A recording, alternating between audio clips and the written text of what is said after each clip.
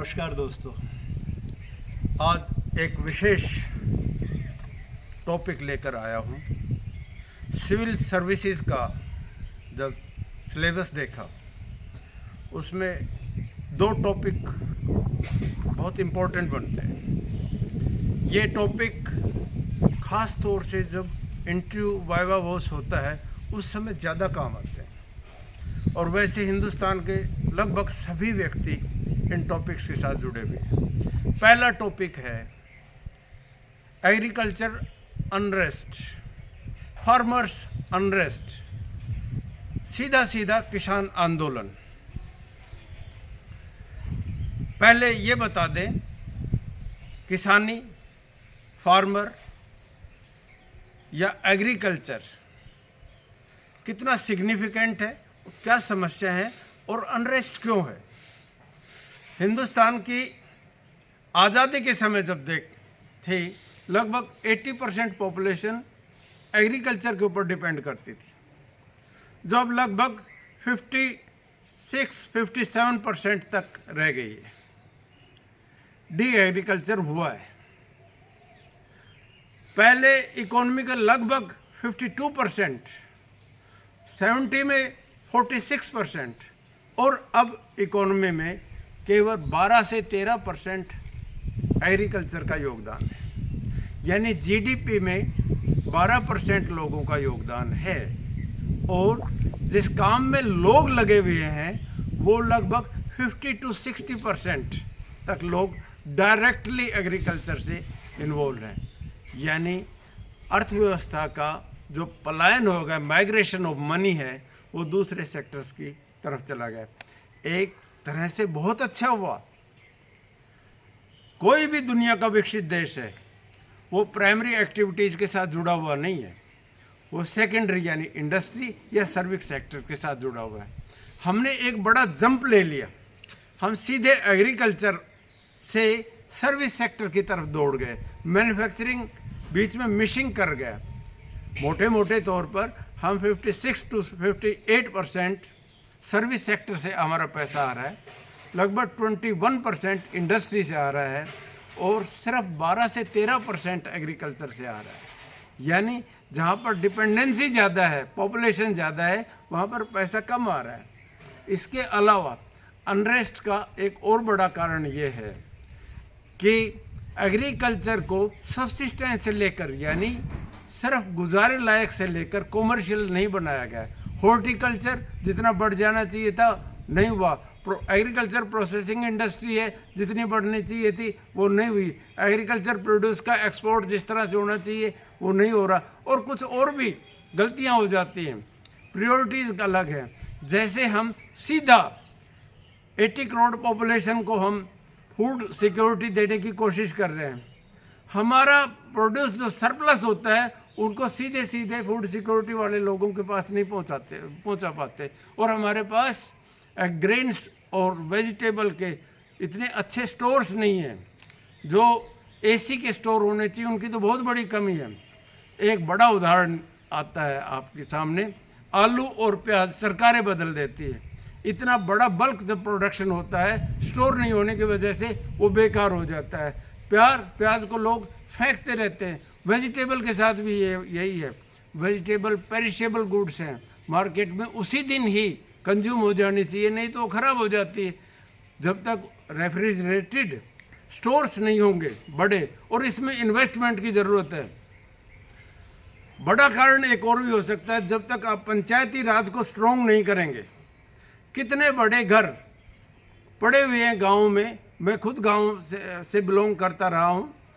कितने बड़े घर को स्टोर, एग्रीकल्चर स्टोर्स की तरह से इस्तेमाल किया जा सकता है। पंचायती राज में जो सरप्लस अनाज है, जो सरप्लस वेजिटेबल है, वो वहाँ पर स्टोर हो जाना चाहिए।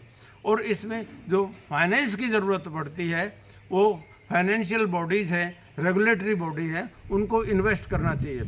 किसान किसी भी कहानी में, मुंशी प्रेमचंद के गोदान में होरी की कंडीशन बहुत अच्छी तरह से बताती है कि जब पाँव के नीचे गर्दन हो तो तलवे से लाने में ही फ़ायदा है। सीधी बात है, किसान को इस तरह से इतना दबाया जाता है तो अनरेस्ट होगा ही होगा। रही बात इन्वेस्टमेंट की, बार बार ये कहा जाता है irrigation is the mother factor, सिंचाई में इन्वेस्ट करो। सिंचाई में इन्वेस्ट करने के बजाय एक साथ अब आपके पास फ्लड आएगा या ड्रोट आता है तो फेमिन की तरफ ले जाता है। 5 साल की जो कमाई है वो 1 साल में साफ हो जाती है। रिजर्व फूड सिक्योरिटी तब हमारी मेंटेन नहीं कर सकते जब तक किसान खुश नहीं होगा। इसीलिए बार बार किसान सड़कों के ऊपर आता है। एक पुरानी कहावत है बड़ी, Indian farmer is born in डेब्ट, ग्रोज इन डेब्ट, लिव्स इन डेब्ट, डाइज इन डेब्ट एंड लीव्स बिहाइंड डेब्ट। वो कर्ज में पैदा होता है, कर्ज में बड़ा होता है, कर्ज में जीता है, कर्ज में मरता है और कर्ज भी पीछे छोड़ जाता है। डार्लिंग की एक किताब थे पीजेंट्स ऑफ पंजाब, उसमें डेब्ट के ऊपर बहुत अच्छी तरह से व्याख्या की हुई थी जो आज़ादी से पहले लिखी गई। आज़ादी के बाद भी जो बर्डन है वो फार्मर के सर के ऊपर से हटा नहीं है। आज भी देश का बहुत बड़ा एक हिस्सा जो अपनी अगोनी की वजह से या तो परेशान है और कुछ आत्महत्या तक पहुंच जाता है। हमको human face of the problem देखते हुए एग्रीकल्चर की समस्याओं को सीधे सीधे एड्रेस करना चाहिए। और सबसे इम्पोर्टेंट ये है कि फूड सिक्योरिटी है, उसको अगर आपने मेंटेन करना है तो आपको एमएसपी देनी पड़ेगी।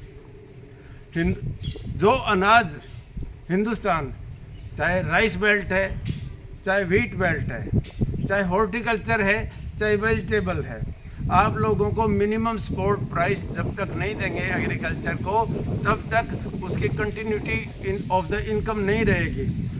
एग्रीकल्चर जो सरप्लस है उसका प्रबंध सरकार की एक ड्यूटी है कि प्रॉपर स्टॉक के साथ रखा जाए और उसको पे किया जाए। किसान खुश रहेगा तो देश खुश रहेगा, क्योंकि बड़ा नारा इस हिंदुस्तान का जय जवान जय किसान है।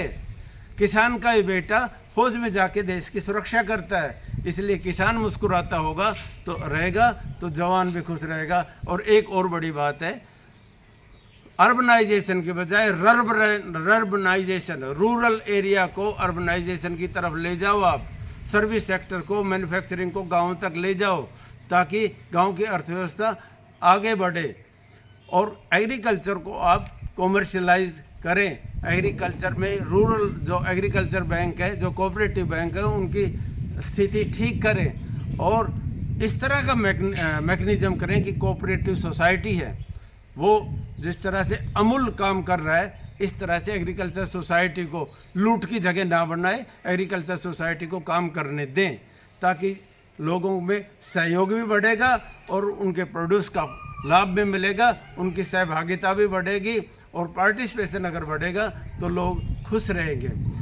किसान खुश रहेगा, किसान अनरेस्ट रहेगा। ये दो आप लोगों में से एक चीज़ छांटनी है। हम चाहते हैं किसान के चेहरे के ऊपर मुस्कुराहट रहे और इसका बड़ा एक रास्ता है कि एग्रीकल्चर में लगे हुए नौजवानों को, एग्रीकल्चर के फार्मर, उनके बच्चों को हमेशा दरिद्रता ना दिखाएं, एक लेवल ना दिखाएं, उनको दूसरे डी एग्रीकल्चर यानी दूसरे प्रोफेशन की तरफ भी उनको अट्रैक्ट करें। अगर आप वहाँ पर हेल्थ की, एजुकेशन की अच्छी सुविधाएं मुहैया कर देते हैं तो एक बड़ा हिस्सा दूसरे रोज़गार की तरफ चला जाएगा और एग्रीकल्चर के ऊपर बर्डन कम होता जाएगा। इसलिए ज़रूरी है कि देश के किसान के चेहरे के ऊपर एक मुस्कुराहट रहे, उसके वो अनरेस्ट ना रहे, वो इजी रहेगा तो देश में हैप्पीनेस बढ़ेगी। सीधी बात और सच्ची बात यह है, किसान खुश देश खुश, किसान प्रोस्परस देश प्रोस्परस, किसान आगे बढ़ेगा देश आगे बढ़ेगा। और फिर मैं वही नारा, जय जवान जय किसान, जय जवान जय किसान।